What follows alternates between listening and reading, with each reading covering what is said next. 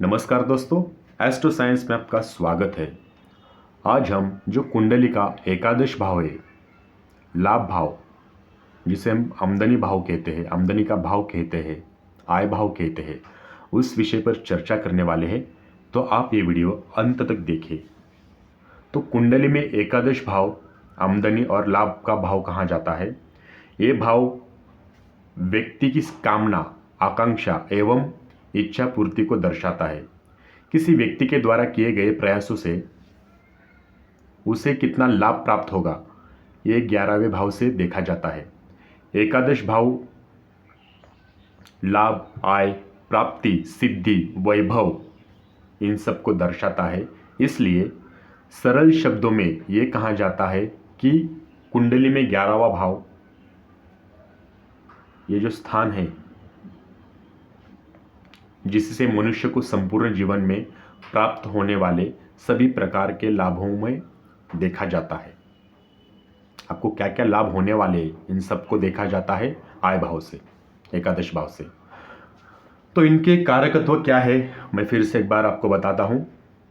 लाभ, पूर्ति, मित्र, व्यक्तित्व, आभूषण, बड़े भाई एवं दोष तथा पीड़ा से मुक्ति आदि को एकादश भाव से देखा जाता है। जन्म कुंडल में एकादश भाव मुख्य रूप से जातकों की इच्छाएं, जातकों की इच्छा, आशाओं और महत्वाकांक्षाओं को बोध करता है। ये भाव कार्य अथवा व्यवसाय से होने वाले लाभ, उच्च शिक्षा अथवा विदेशी सहभागिता, चुनाव, मुकदमा, सट्टा, मुकदमा, सट्टा, लेखन एवं स्वास्थ्य आदि को दर्शाता है ये लाभ भाव। अब ये ज्योतिष शास्त्र में एकादश भाव का क्या महत्व है, ये मैं आपको बता रहा हूं।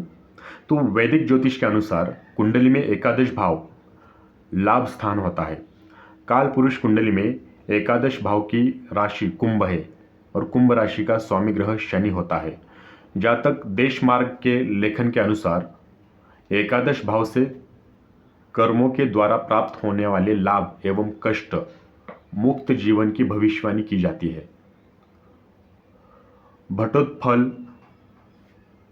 उनके अनुसार घोड़े एवं हाथियों की सवारी, परिधान, फसलें, आभूषण, बुद्धि एवं धन से संबंधित जानकारी कुंडली के 11वें भाव से प्राप्त होती है। तो एकादश भाव से और क्या क्या प्राप्त होता है? तो इच्छा और इच्छाओं का एहसास, धन का अधिग्रहण, प्रयास मतलब प्रयास द्वारा प्राप्त लाभ, आय, निर्भरता, बड़े भाई, चाचा, ताऊ, देवताओं की पूजा, ईश्वरी भक्ति, बुजुर्गों के प्रति सम्मान, ज्ञान द्वारा प्राप्त लाभ, उच्च बौद्धिक स्तर, नियोक्ता के कल्याण, धन हानि, महंगी धातु जैसे कि गहने, इन सबको एकादश भाव से देखा जाता है। आपका भाग्य, माँ की दीर्घायु, बाया कान, घुटने, चित्रकला एवं सुखदायक और मोहक संगीत या खुशखबरी, मंत्री परिषद आदि, ये सब कुछ एकादश भाव से देखा जाता है। ये जो भाव है समृद्धि, लाभ, कार्य में सफलता, उपलब्धि के बाद प्राप्त होने वाला सुकून, साझेदारी एवं स्थायी मित्रता का बोध करता है ये भाव। यदि आप किसी दूसरे व्यक्ति को धन उधार में देते हैं तो उस धन पर लगाने वाला ब्याज और उसका मूल धन को 11वें भाव से विचार किया जाता है। वहीं दूसरी ओर यदि आप किसी व्यक्ति से धन उधार लेते हैं तो कुंडली में 5वां भाव उस धन से संबंधित होगा। ये बात आप थोड़ा ध्यान में रखिए, ठीक है। प्रेम करने वाले जातक को 11वें भाव के माध्यम से अधिक सटीकता से परखा जाता है, क्योंकि ये भाव किसी व्यक्ति का किसी दूसरे व्यक्ति से भावनात्मक संबंध को भी बताता है। खुशहाल वैवाहिक जीवन के लिए जो कुंडली में दूसरा भाव, 7वां और 11वां भाव, ये सब कुछ देखना चाहिए। इसके अतिरिक्त कुंडली में एकादश भाव जातकों के सामाजिक और वित्तीय मामलों में सफलता के विषय में जानकारी प्राप्त करता है। ये जो एकादश भाव है ये बहुत ही प्रभावशाली भाव होता है। ये भाव जातकों की विश्वसनीयता, इसके ओर इशारा करता है। इसके साथ ही कुंडली में एकादश भाव वित्तीय मामलों या नियोक्ता की संपत्ति का प्रतिनिधित्व करता है। शारीरिक दृष्टि से एकादश भाव का संबंध जातकों के बाएं कान पर और बाएं हाथ पर होता है। धन संचय को लेकर जातकों के 11वें भाव को देखा जाता है। कुंडली में एकादश भाव आय भाव होता है, मैं आपको पहले भी बता चुका हूं। तो अब हम देखेंगे लाल किताब के अनुसार एकादश भाव क्या दर्शाता है। लाल किताब के अनुसार ज्योतिष में 11वां भाव आपकी आमदनी, पड़ोसी अथवा न्यायाधीश, ठीक है, लाभ, अदालत एवं न्यायाधीश के आसन को दर्शाता है ये एकादश भाव। तीसरे भाव में बैठे ग्रह एकादश भाव में स्थित ग्रहों को सक्रिय करते हैं। इस समय 11वें भाव में स्थित जो ग्रह है उनका प्रभाव जातकों के लिए सकारात्मक और नकारात्मक दोनों रहता है। हालांकि दशा की समाप्ति पर जातकों पर इन ग्रहों का प्रतिकूल प्रभाव पड़ता है, ठीक है।